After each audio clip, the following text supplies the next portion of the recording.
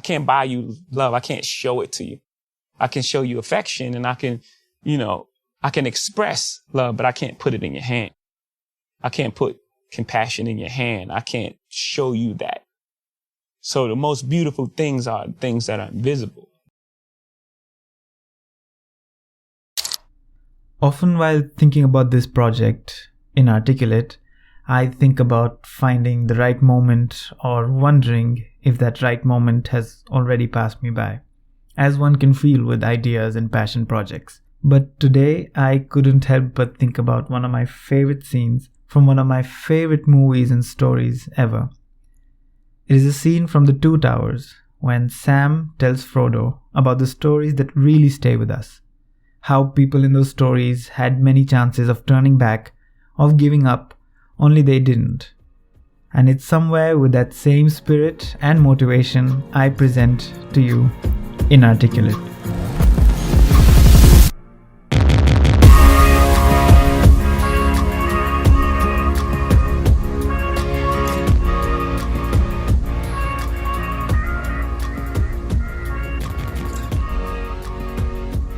Hey everyone, I'm your host Rehan and welcome to Inarticulate, the podcast where we try to make sense of this world through the lens of stories and art, where we celebrate the magic, craft and nuance of our most cherished stories.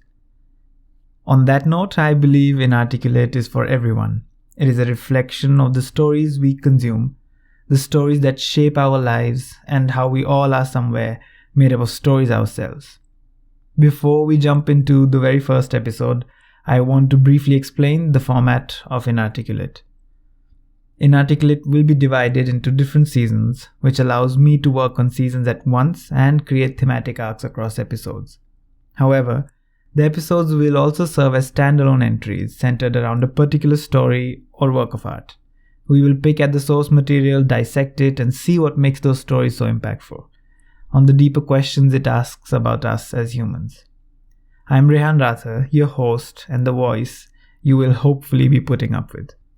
I wanted to dedicate the first episode to what Samwise Gamgee said, the stories that stayed with us, and use that to talk about Inarticulate, what I mean by storytelling, the year 2020, but also the importance of stories and what that might encompass. Welcome aboard. Well, why Inarticulate?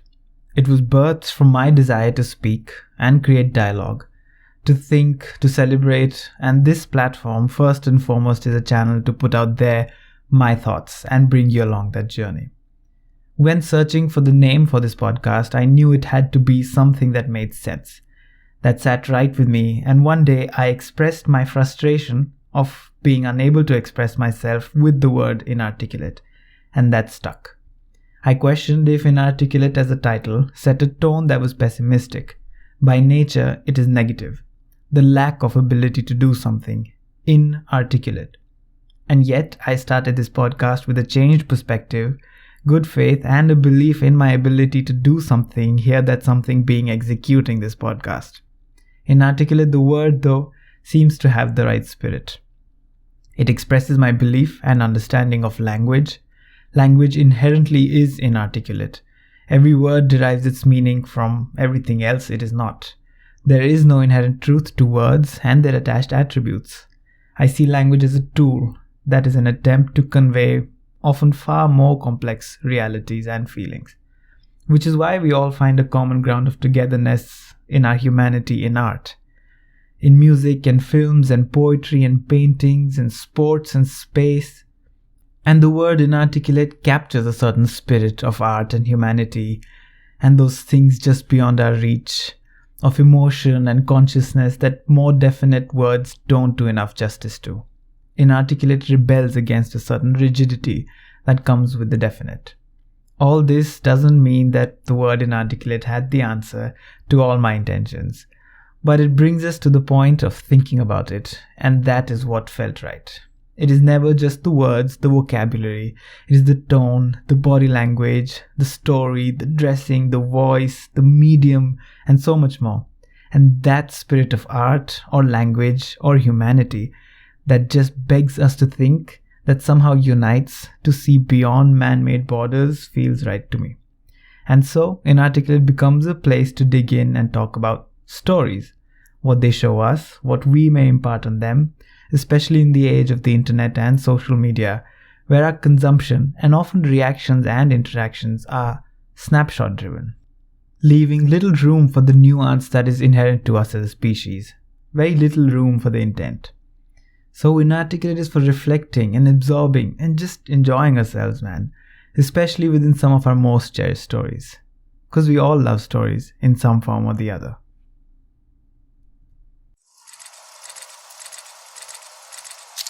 The big question then really is, what do I mean by storytelling? In a certain sense, everything is a story. From our existence to our history, from what you wear to your favorite book, it is all a narrative. Another way of saying that is, we draw value from stories, from narratives. It is what we rely on to make sense of this world. And in that almost profound sense, we drastically enhance what we mean by stories that stay with us. Because it is not just your favorite book or even your favorite song, but also the person that inspires you, the courage of everyday people, our parents and grandparents and friends, teachers, that big self-made singer who achieved all their dreams and conquered the world with their tunes. Their stories move us, stay with us, because of their ability to capture the most profound truths and motivations of humans and their nature. And in turn, these stories somewhere become a part of us, which is why I wanted to title this very first episode, The Stories That Stayed With Us. It picks at something very central to both our love for stories and what this podcast celebrates. So, when I use the word story or storytelling, for the purpose of this podcast especially, I use it to refer to all art, but also everything that can be related to a creation of narrative, something that can extend into lived stories, persons, and artists. And I will get back to why I insist on this expansion. The spirit of storytelling that I talk about, I also often refer to as magic, and you will just have to go along with that one for me.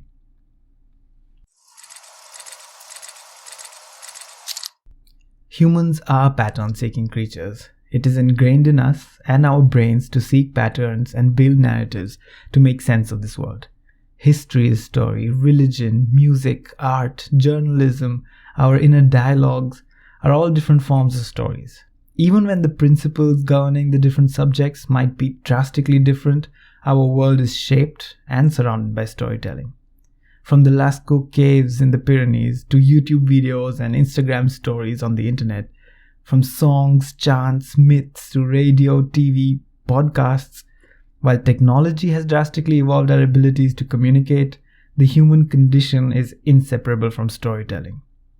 In his book, Sapiens, Yuval Noah Harari insists that the success of our species is only possible because of our ability to tell stories, to build narratives and create myths. We create stories, connect ideas and beliefs around things that might not physically exist. I quote, "Storytelling is our speciality. It is the basis for everything we do as a species." End quote. According to him, it is through stories that we came to believe in religion, capitalism, human rights, nations, laws, books, money. He insists that both our successes and failures as a species are tied to our ability to tell stories. It only highlights the often overlooked, both overbearing and subtle, importance of storytelling in our lives. Stories come so naturally to us. It is as indispensable a part of human nature as it gets. It is not to suggest, in honesty, that we have a definite answer or exhaustive answer for the role and importance of stories. That quest lays as a play itself in academia. From the gossip theory to neuroscience studies into how stories can change our brains, there is now a lot of interest in understanding storytelling and the human brain. However, we don't have to know why and how exactly stories matter. We know they do. Much like our lives, we might not know exactly why they matter, they just do and must. That there is something sacred to our lives, and stories help us realize that. And this is not detached from how stories have the ability to contain and impart the entire breadth and depth of human feelings and motivations. Stories pass down ancient wisdoms, traditions, heritage, culture, teach us about the world, about humans, about love and hate and jealousy, about family and hurt and war, about what makes us mortal and immortal. Stories contain fears, excitements, the unknowns and the knowns. They're boundless in both imagination and power and immortality. Do we even exist outside stories?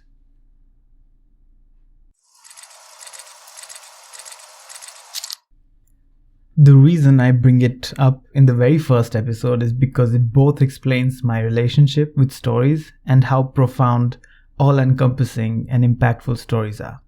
What good storytelling, and I say good because we can all appreciate a good story, but more importantly spot a horrible one, carries is a truth and honesty, which we all cherish and relate to, an honesty about our nature. It brings together the human, the journey, and most of all, the path forward. And that is where I want to shift gears a little and relate it to the year 2020. It has been a remarkable year for countless reasons. A year that will find itself highlighted in the history books, I'm sure. From its politics to the pandemic, the year left a toll on everyone, especially young adults like me who were just stepping out of college trying to navigate their spaces and lives and jobs in an increasingly polarized world. Living 2020 has not been the most natural of years. Everyone felt the impact, and the distortion created by COVID in our lives has been stressful, much more for some than others. Yet the pandemic didn't spare anyone. We have all had to figure out our ways to cope, to preserve our sanity, to reflect and figure out how we move forward. And that is a moment for us to think about who we are, of course as a species, but also as individuals. Within this distortion, it can be difficult to remember ourselves and what matters, and that is where it helps to remember the stories that stayed with us. So take a moment and think, what are the stories that have always stayed with you? The movies, the memories, the music, the people, the narratives. And I think remembering that has helped me a lot to recenter and remember the things that not only matter to me and have shaped me, whether I realize it or not, but the things I cherish. So, stories aren't just universal, indispensable to every culture and its peoples. They help us understand the world, understand each other, teach us lessons, shape our thinking, our perspective, help us connect and grow, reflect. It is a part of our being, and we will always crave stories, at the very least to make sense of our world. More so in our globalized and increasingly complex, polarized world. There is a quote from the author Tom Corson Knowles, and I quote, "The more information we create, the more valuable stories become. Because without them, we lose perspective on what matters. And in a world with more information than ever, it is harder and harder to discern which information truly matters. If you want to know how to live well, you will need stories. And there is no substitute for that other than living your own story, making mistakes, and learning as you go." End quote. And this is central to why I insisted on the expansion of my understanding of storytelling to include lived stories. Not only to include the people that inspire us, but because they must include our own. There is no blank chapter in your story pages. It is only the chapters where you get lost and must, by remembering your story, find your way forward. And that is part of the magic of stories and art, isn't it? There is no set rule or mold of how your story must be. It just needs to be authentic, honest. It reflects the infinite within us as a being. It caters to all our billions of individual different stories and realities, and will cater to countless more. Yet it brings us all together, and we all have the ability to feel, understand, and enjoy a good story. It is why art unites. Its spirit exists beyond our man-made borders in society. That even if we created nations, what they really spiritize is belonging, brotherhood, community, and we all can relate to, understand, and empathize with that, no matter where we are from. I know here I have taken some, if not many, steps into a certain philosophizing of stories, but it serves as an important precursor to the excitement, value, and outlook with which we will dive into each movie or song or book or show or whatever else. It adds to both the analytical rigor and celebration with which I want to approach Inarticulate.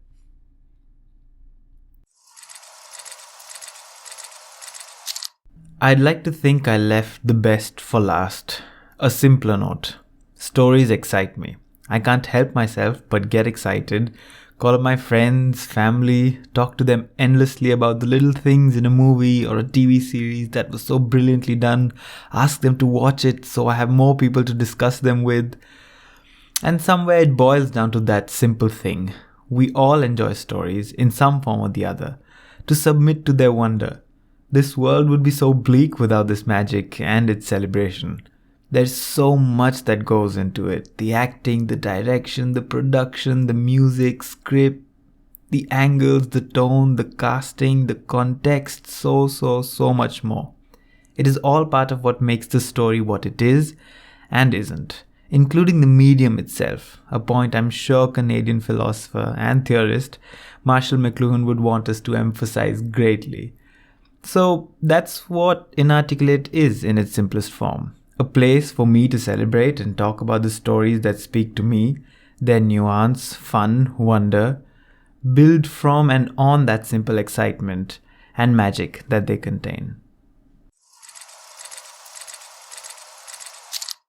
Thank you for tuning in to the first ever episode of Inarticulate. It has been a long time coming, and a lot of care has gone into creating it. I hope to see you next week with episode 2, where we talk Downton Abbey and how a show about early 20th century British aristocrats somehow became a catalyst for this podcast. The opening lines of this episode were part of a quote from rapper and businessman Jay-Z. They capture an important spirit to both this episode and season and what Inarticulate is rooted in. I will run an Inarticulate website which has everything from the artwork for this season to all the references and further readings if anyone is interested, and a blog which discusses the themes and journey in more detail. I would love for anyone to visit at ratherinarticulate.com, and if you have any feedback for me or would just like to chat about anything or have any ideas or complaints, write to me at ratherinarticulate@gmail.com. Both are ratherinarticulate, rather inarticulate. I do want to add though that I'm new to this and will hopefully only get better with time and experience. Because trust me, I already have newfound respect for people who can sit in front of a mic and talk to themselves, or in front of a camera for that matter. Because I can tell you I'm not used to this. But I hope to get better over time, and that is where your feedback will be really useful. Thank you for tuning in to the very first episode. I want to leave with only one thought though. What are the stories that may have defined you? Or as Sam would say, what are the stories that have stayed with you?